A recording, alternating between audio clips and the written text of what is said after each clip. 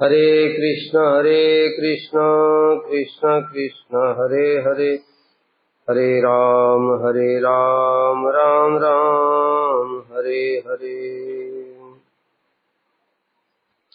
श्री बृहद भागवतामृतम द्वितीय खंड द्वितीय अध्याय। हम लोग श्रवण कर रहे थे कर्म की अपेक्षा भक्ति की महिमा, ज्ञान की अपेक्षा भक्ति की महिमा। कल बताया था कि कर्म भक्ति को अस्थिर करता है और वैराग्य भक्ति रस को शोषित करता है, सुखा देता है। यहां पर वैराग्य समझने से होगा शुष्क वैराग्य, युक्त वैराग्य नहीं। वैराग्य अनेक प्रकार का है। वैसे तो वैराग्य की परिभाषा ही है कृष्ण परम पुरुषे विशिष्ट राग इति वैराग्य। कृष्ण में विशेष राग का होना, यही वैराग्य है, वास्तविक वैराग्य। और फिर प्रसंग के अनुसार वैराग्य की अलग परिभाषा दी जाती है। ज्ञानियों के लिए वैराग्य का मतलब है इस जगत की प्रत्येक वस्तु को मायक जान करके सबको छोड़ देना, यही वैराग्य। तो ये भक्ति के लिए ये वाला वैराग्य जो होता है, सभी वस्तुओं को छोड़ देना, ये शुष्क है।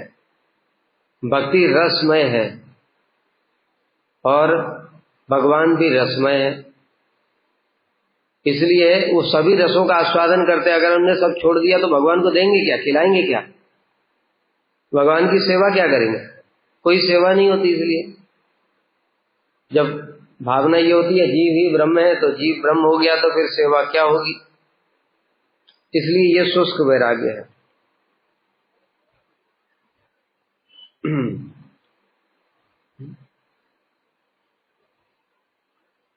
इसको फल्गु वैराग्य भी कहते हैं। मुमुक्षु भी परित्यागो वैराग्यम फल्गु कथ्य थे। भक्ति विरुद्ध कर्म, ज्ञान और वैराग्य आदि भक्ति का अनुशीलन करने वालों के लिए संपूर्ण रूप से परित्यज्य है। भक्ति विरुद्ध कर्म, ज्ञान और वैराग्य तो संपूर्ण रूप से परित्यज्य हैं। समस्त कर्म भक्ति के विक्षेपक, अर्थात कर्म के अंगों के सैकड़ों क्रियाकलापों में चित्त चंचल होने से भक्ति की हानि होती है। भक्ति की हानि कैसे हो जाती है बताओ? कर्म करने से। भक्ति के अंगों की हानि कैसे होगी?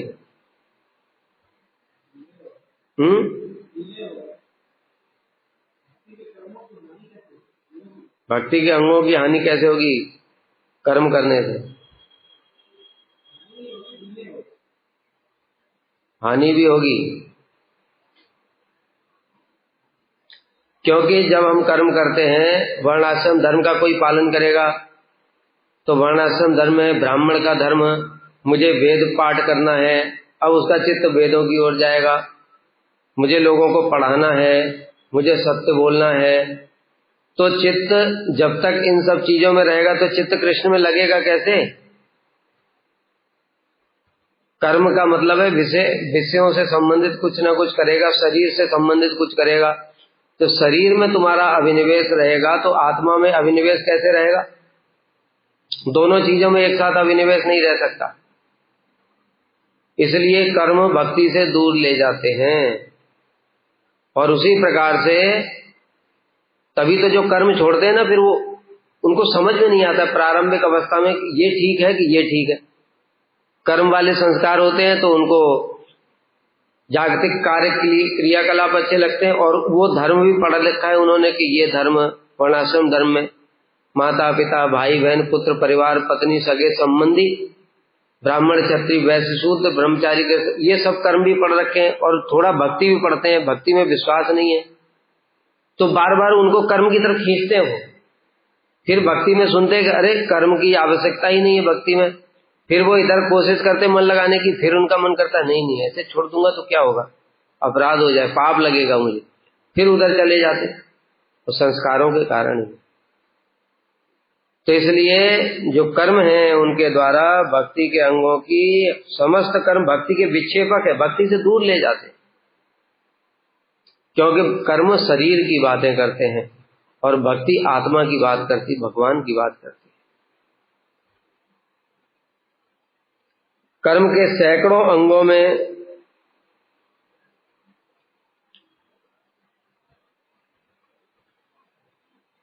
क्रियाकलापों से चित्त चंचल हो जाता है, इससे भक्ति की हानि होती है। सर्व प्रकार से निरपेक्ष स्वरूप वैराग्य से भक्ति रस शुष्क हो जाता है, अर्थात भक्ति विषयक अनुरक्ति का भी शोषण करता है। जैसा कि बताया भक्ति में ये शोषण कैसे करेगा, भक्ति में बताया कि प्रीति होनी चाहिए भक्तों के साथ में, और वैराग्य कहेगा कि सब कुछ छोड़ो, सब आसक्ति है, सारे संसार की आसक्तियों को छोड़ दो।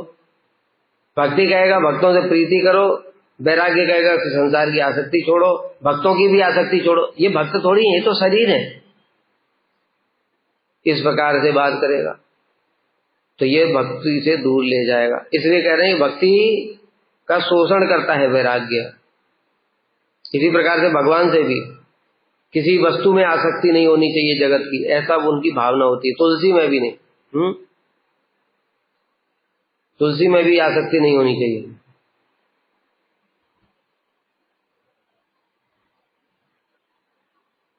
इसके फलस्वरूप भगवान की सेवा में भी निर्वेद रूप दोष अर्थात वितृष्णा, भगवान की सेवा की वस्तुओं को भी छोड़ देता है। कृष्ण संबंधे क्या है, निर्मंदा कृष्ण संबंधे,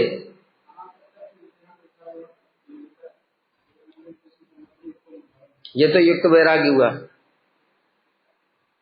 फल्गु वैराग्य क्या है, प्रापंचिकतया बुद्धया हरि संबंधित वस्तुन मुमुक्षुभि परित्यागो वैराग्यम फल्गु कहते थे। प्रापंचिकतया, ये तुलसी चिन्मय कैसे हो सकती है, ये तो पौधा है, अभी धूप पड़ी तो सूख गया, इसमें क्या आसक्ति रखने की जरूरत है।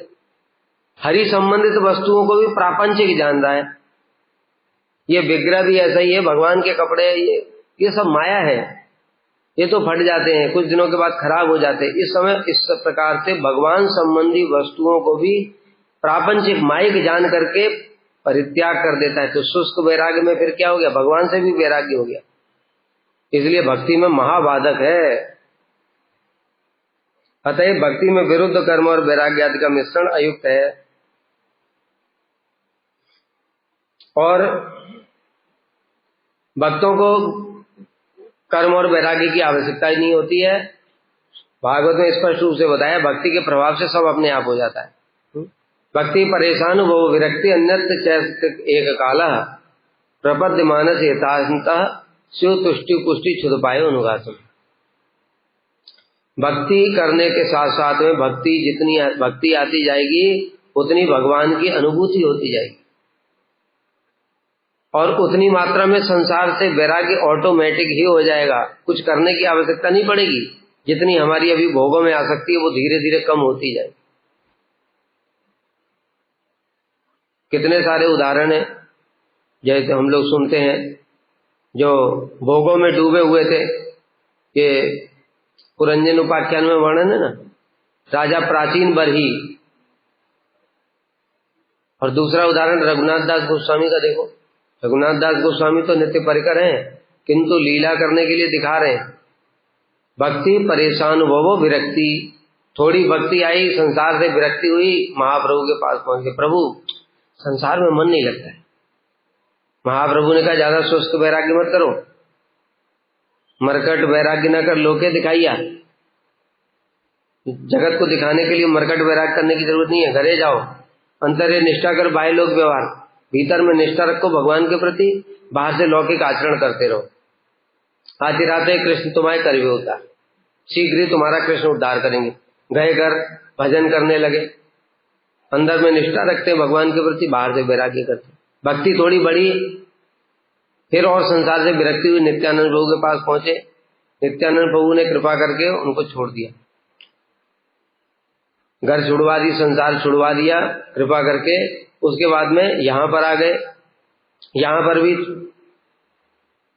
पहले कुछ दिनों तक महाप्रभु का उच्चिष्ट प्रसाद ग्रहण किया, फिर भक्ति के प्रभाव से और विरक्ति हुई, फिर सिंह द्वार से भिक्षा करना भी छोड़ दिया, छत्र में मांगकर खाना शुरू किया, और भक्ति बढ़ी और संसार से वैराग्य हुआ, वो भी छोड़ दिया। सड़े हुए चावल खाकर ही जीवन यापन हो जाता है। तो देखते हैं ऐसे सभी साधकों के जीवन में ऐसा ही होता है। अगर नहीं हो रहा है तो उसको चेक करो कहां गड़बड़ है। ऐसा ही होता है, ये सब फिक्स है। क्योंकि प्रोसेस तो वही है ना, शास्त्र में जो प्रोसेस बताया है वही है। हमको भी देखना चाहिए, अगर हमारी भक्ति बढ़ रही है तो संसार से वैराग्य भी बढ़ेगा और भगवान की अनुभूति भी बढ़ेगी। भगवान की अनुभूति मतलब कहां से शुरू होगा? भगवान दिखने नहीं लग जाएंगे एक दिन, आज माला पकड़े कल भगवान दिखना शुरू हो गए, ऐसा नहीं होगा।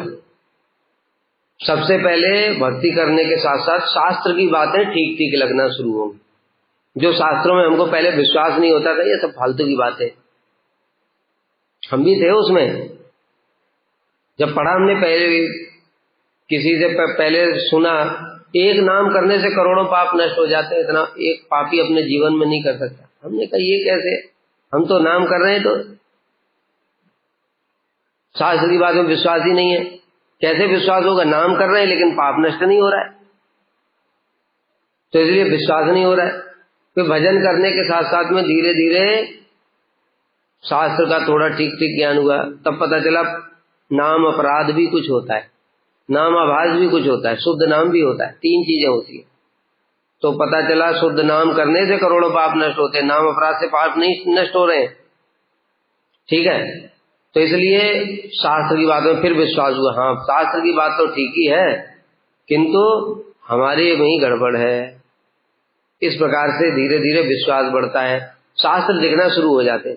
जो जो गीता में भगवान कहते हैं वो सब दिखेगा, जो जो भागवत में भगवान कहते हैं वो सब दिखना शुरू हो जाएगा। जैसा ये भक्ति परेशान हो, ये अनुभव होगा साथ साथ। फिर उसके बाद में और प्रारब्ध कट रहे हैं भक्ति के प्रभाव से, ये भी दिखना शुरू हो जाएगा। अभी तो केवल याद कर लिया, विश्वास नहीं है। किसी कोई सौभाग्यवान जीव होगा जिसको इस बात पर विश्वास होगा प्रारब्ध कट जाएगा। साधकों को, किसी को, ब्रह्मचारी हो चाहे गृहस्थ, तो किसी को विश्वास नहीं इस बात। बड़े बड़े पुराने लोग और जो कथावाचक है उनको भी हमने देखा है, उनको भी विश्वास नहीं होता है, उनके भी संशय रहता है कि हमारा कट नहीं रहा है, क्योंकि कट नहीं रहा है सच में। तो वो सोचते हैं हम भक्ति कर रहे हैं फिर भी कट नहीं रहा है, पता नहीं ठीक भी किसी का कटता भी है कि नहीं, ऐसे मन में आ जाता है बात। इसलिए ये आसान बात नहीं है। तो फिर जब भजन करने के साथ साथ में धीरे धीरे ये सब दिखने लगता है कि वो भक्ति करने से सच में प्रारब्ध कट रहा है, भक्ति परेशान भवो, इसी को ईश अनुभूति कहते हैं। फिर और धीरे धीरे और भजन साधन आगे बढ़ेगा तो मंत्र की उपलब्धि होनी शुरू होगी, मंत्र कार्य कर रहा है। जैसे गोप कुमार को दिख रहा था, पहले गुरु जी ने मंत्र दिया तो थोड़ी उनको दिखा कुछ।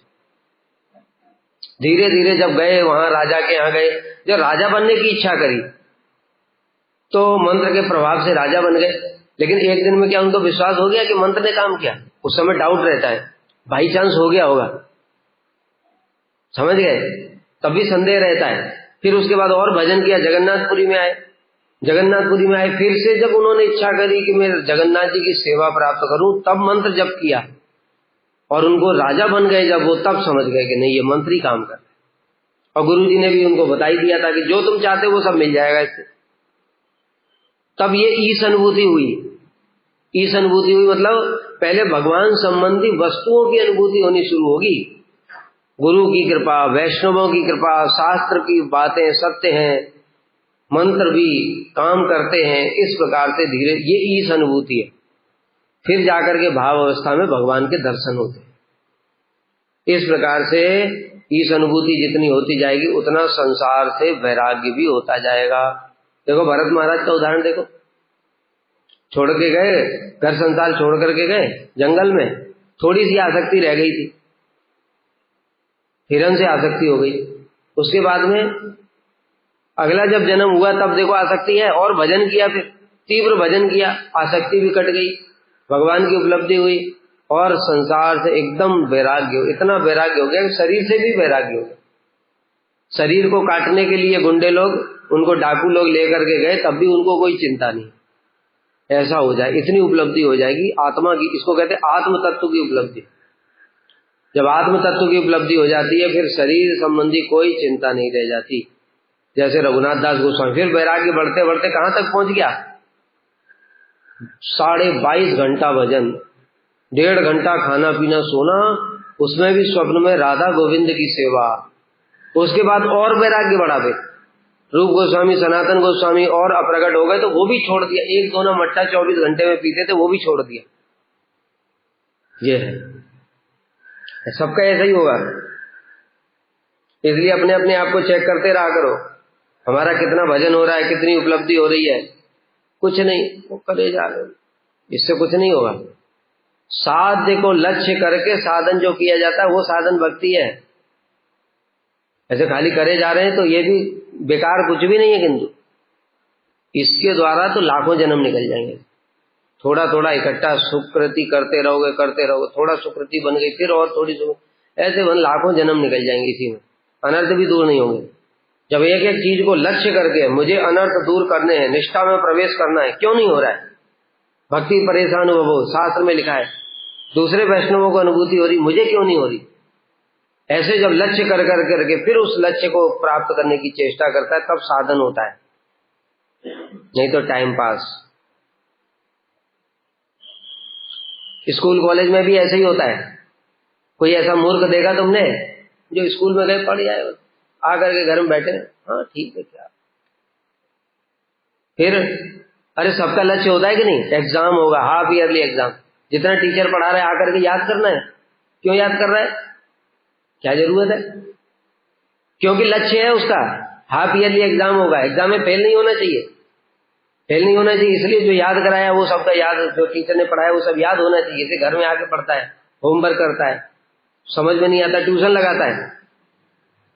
इस संसार की वस्तु के लिए इतना साधन कर रहे हो, भगवान फ्री में प्राप्त हो जाएंगे।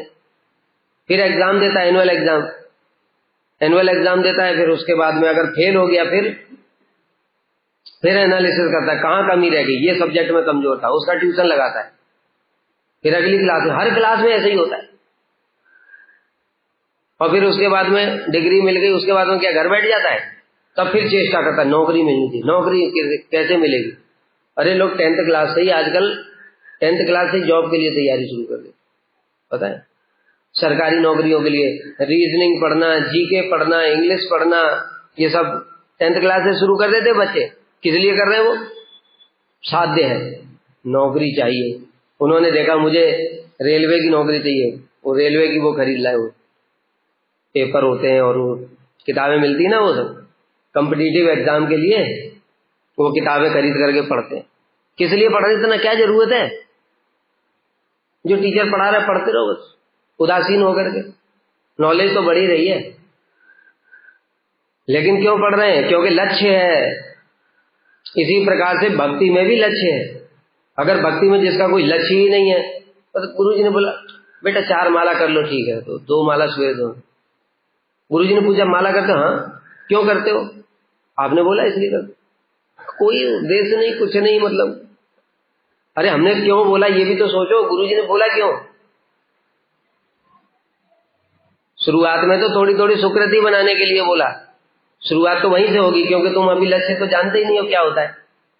लेकिन धीरे धीरे सुकृति बनते बनते फिर लक्ष्य की ओर निर्धारित किया जाता है कि मुझे एक जन्म में इस अवस्था तक पहुंचना ही है।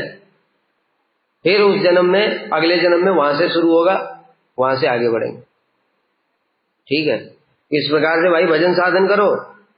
गुरुजी भी यही कहते हैं।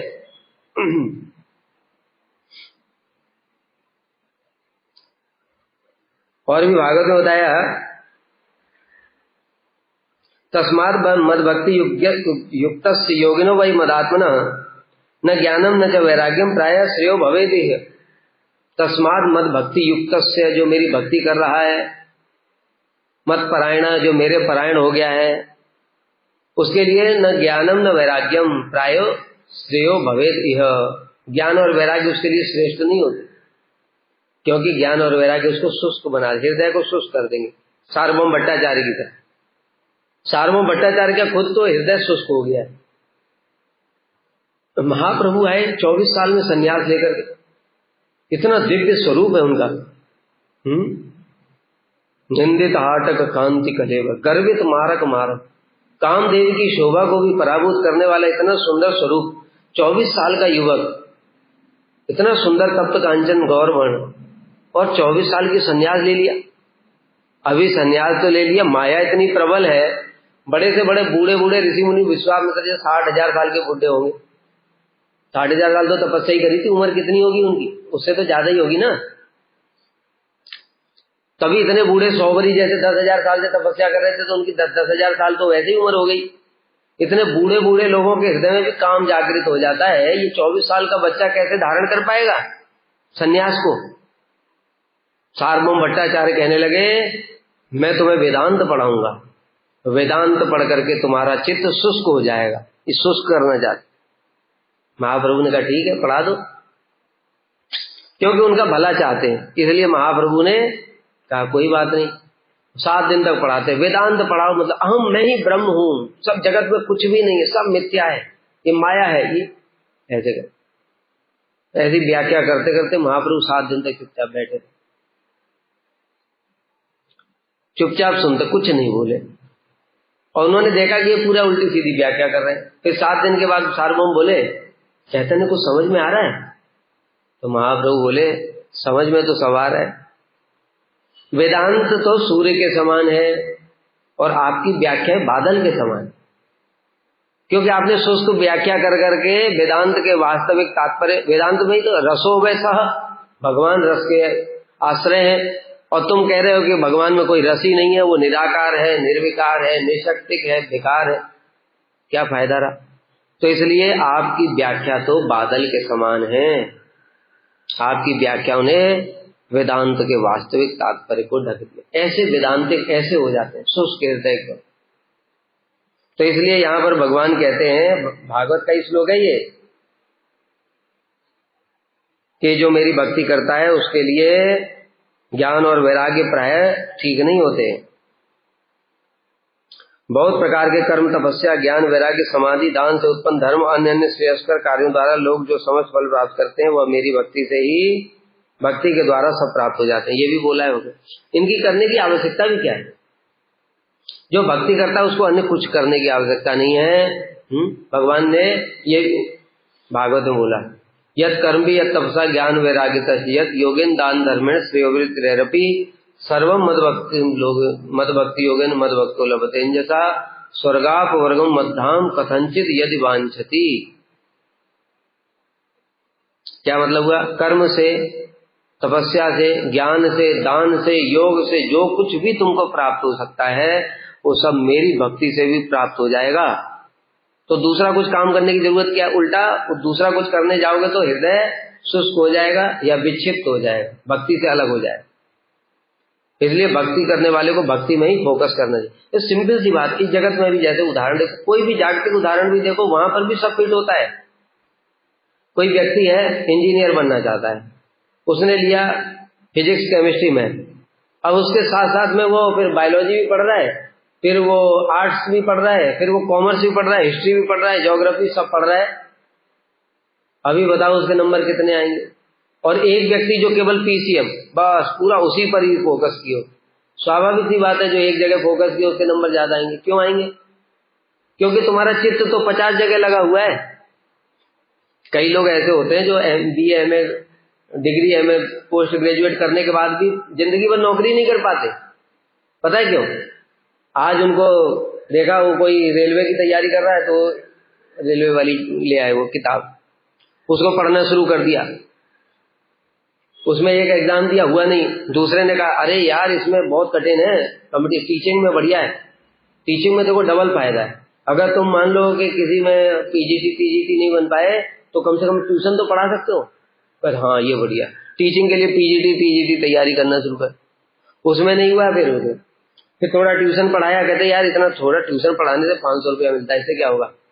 फिर किसी ने कुछ और बता दिया, वकील बन जाते, वकील बढ़िया। ऐसे करके सारी जिंदगी कुछ न चित्त चंचल ही रहता है 100 जगह। और दूसरी ओर जो एक लक्ष्य करके मतलब एक फोकस करके, एक बार फेल हो गए क्या हुआ, दोबारा फिर तैयारी करूंगा, 2 बार 3 बार।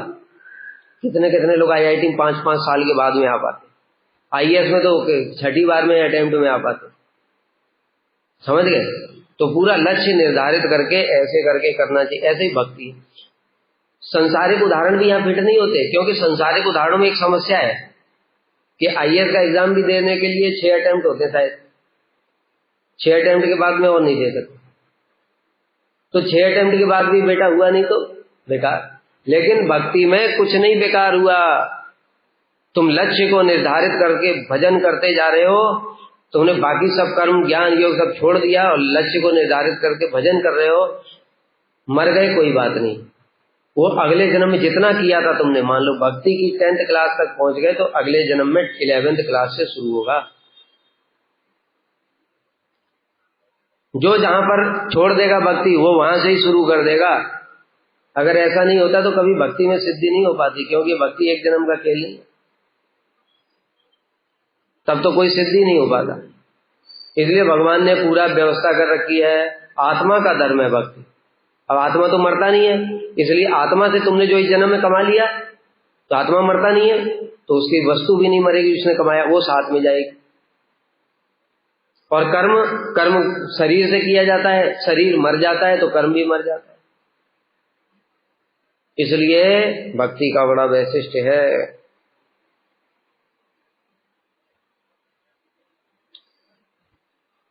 प्राय श्रेयो भवेद इह, यहां पर भगवान ने कहा प्राय ज्ञान और वैराग्य श्रेष्ठ नहीं होते उसके लिए। प्राय क्यों बोला? मतलब कभी कभी ज्ञान और वैराग्य भी ठीक होते हैं, जैसे रघुनाथ दास गोस्वामी करते युक्त वैराग्य वाला। जैसे हम लोगों को भी वैराग्य की शिक्षा दी जाती है, वाचो वेगम मनसः क्रोध वेगम जीवा वेगम उदर उपस्थ वेगम, ये वैराग्य तो है और क्या है, ये भक्ति नहीं है, ये वैराग्य है। इनको कंट्रोल करो तो ये थोड़ा थोड़ा भक्ति में सहायता भी करते हैं, लेकिन सुस्त वैराग्य बिल्कुल नहीं करना चाहिए। भक्ति में आगे बढ़ने के लिए ये वैराग्य किया जाता है।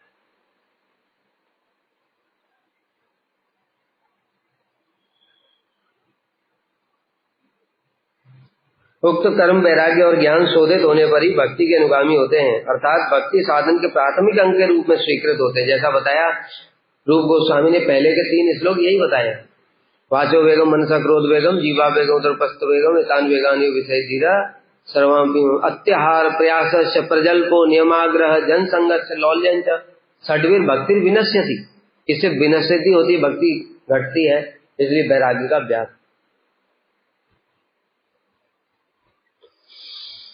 योग वासिष्ठ में वर्णन किया गया है, जिन्होंने हजारों जन्मों में दान और समाधि के द्वारा तपस्या किया, उन पाप रहित विशुद्ध जनों को ही कृष्ण भक्ति प्राप्त होती है।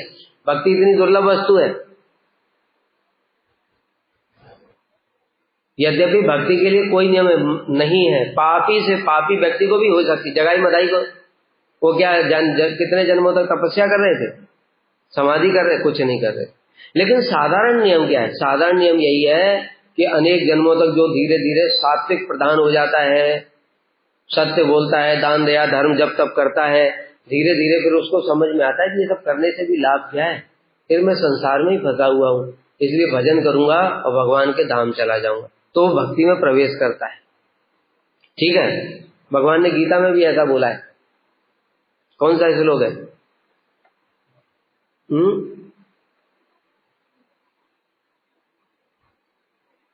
येषां द्वंद्वगतं पापम जनानां पुण्यकर्मणाम ते द्वंद्व मोह निर्मुक्ता भजन्ते माम दृढ़वता। येषां तो अंतगतम पापम, जिनके पाप नष्ट हो गए, क्योंकि पाप नष्ट नहीं होंगे ना जब तक।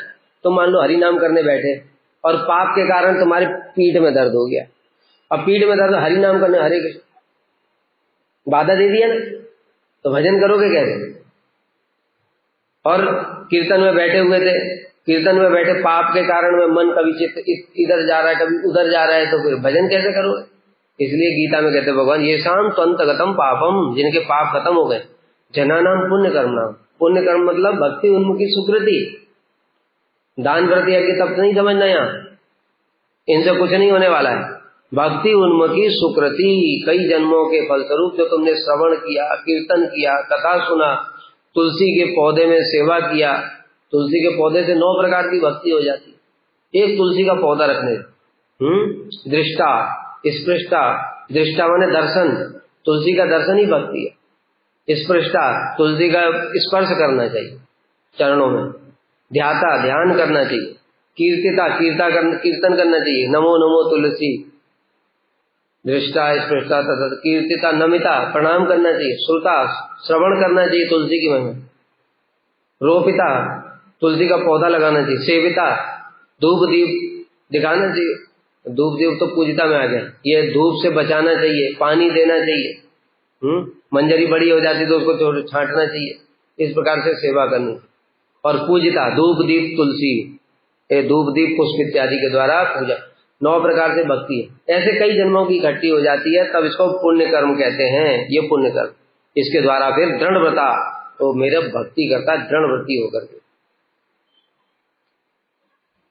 इस विषय में विचार यह है कि जिन्होंने कर्म फल को भोगने की कामना का परित्याग कर केवल भगवान की प्रीति के लिए कर्मों का अनुष्ठान किया है तथा उनके फल को भगवान को समर्पण किया, उनके द्वारा आचरित कर्मों को शोधित कर्म। अब कह रहे हैं यहाँ जो कहा शोधित कर्म, जिनके कर्म शोधित हो जाते हो। शोधित का मतलब क्या है? कर्म कोई शोधित होता है? कर्म का शोधन कैसे होगा? कर्म का शोधन एक ही प्रकार से हो सकता है। समस्त कर्म पाप और पुण्य से युक्त हैं। सभी कर्मों में पाप भी है, पुण्य भी है। देखो, यज्ञ तुम करने जा रहे हो, ठीक है, यज्ञ करने के लिए तुमने वेदी बनाया। अब वेदी बनाओगे तो झाड़ू लगाओगे कि नहीं? जाए झाड़ू लगाओगे कि नहीं? ऐसे कहीं भी जाकर के वेदी बना दोगे गंदे संदे में, और झाड़ू लगाया वहां पर तो कीड़े हैं, मरे कि नहीं मरे? तो करने तो तुम पुण्य जा रहे हो, पाप भी लग गया कि नहीं?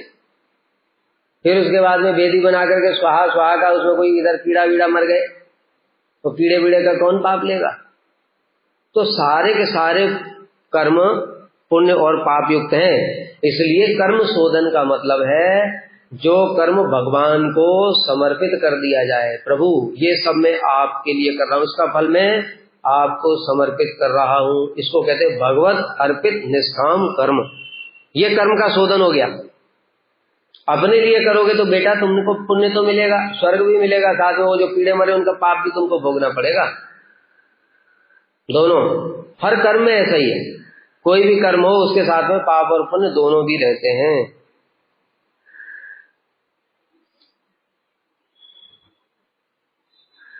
इस प्रकार से केवल भगवान की प्रीति के लिए अनुष्ठान किया जाता है, उनको शोधित कर्म कहा जाएगा। वैराग्य शोधन कहने से मोक्ष की कामना, और वैराग्य का शोधन मतलब ये कर्म का शोधन हो गया। क्या बताया? कर्म और वैराग्य का अगर शोधन कर दिया जाए तो ये भी भगवान की सेवा में लग जाते। कर्म का शोधन बता दिया, कर्म के फल को भगवान को अर्पित कर दो, भगवान के लिए कर्म करो। वैराग्य का शोधन मतलब मोक्ष की कामना को छोड़ करके भगवान की सेवा की कामना करो, ये वैराग्य का भी। अब जैसे रघुनाथ दास गोस्वामी वैराग्य कर रहे हैं, लेकिन ये शुद्ध वैराग्य है। ये अपने अहंकार के लिए नहीं कर रहे हैं कि देखो मैं 24 घंटे में कुछ नहीं खाता हूं, मेरे को मुक्ति मिल जाए, इसके लिए नहीं। किसके लिए कर रहे हैं? कृष्ण की प्रीति के लिए। कृष्ण की प्रीति के लिए सब छोड़ करके मैं केवल हरि नाम करूंगा, इससे प्रसन्न होकर के भगवान मुझे दर्शन देने आ जाएंगे। ये वैराग्य का शोधन हो, ठीक है। हम लोग इसलिए युक्त वैराग्य करते हैं। हम लोग जो वैराग्य करते हैं, हम तो करते ही नहीं। खैर, जो हमारे गुरुवर्गों ने जो करके घसीले, प्रभुपाद जी ने 10 साल में 100 करोड़ नाम यज्ञ, चांद्रायण व्रत पारण किस लिए किया? महाप्रभु के दर्शन प्राप्त करने के। तो भगवान के दर्शन के लिए किया जाए, वो वैराग्य शुद्ध हो गया। वैराग्य शोधन से मोक्ष की कामना त्याग कर भगवान की सेवा संबंधी कामना के अनुगत जानना पड़ेगा। ज्ञान शोधन, ज्ञान शोधन का मतलब जो अद्वैत ज्ञान, जीव ही ब्रह्म है, इसको छोड़ करके मैं कृष्ण का दास हूं, ये ज्ञान का भी शोधन हो गया। चलो।